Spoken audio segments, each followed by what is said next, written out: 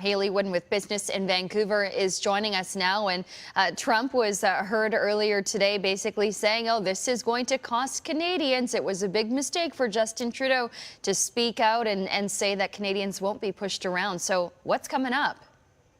Well, I think the big question is whether the U.S. will actually move to impose tariffs on autos, which by all accounts would have a fairly significant impact both on Canada but also on the U.S. A number of interesting reports out this week, one from the Peterson Institute for International Economics, estimating that in 1 to 3 years, the U.S. simply imposing tariffs on autos could amount to up to 195,000 job losses in the U.S. If Canada retaliates with tariffs of its own, we're looking at more than 620,000 job losses south of the border. In Canada, of course, the expectation is this could also mean layoffs. It could mean industry shifting operations south of the border. Industry this week responding by saying this is, quote, a nightmare scenario. So we'll see if the U.S. moves to impose tariffs and how Canada chooses to respond, and tariffs would be one option.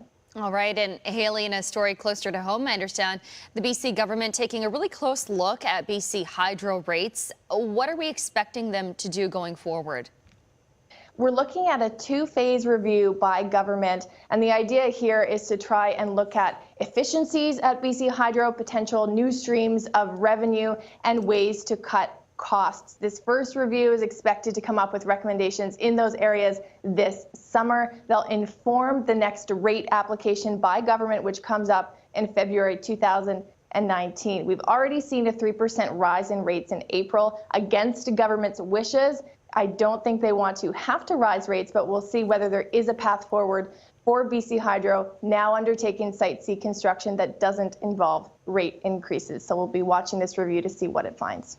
Hayley Woodin with Business in Vancouver today. Thanks, Hayley. Thank you.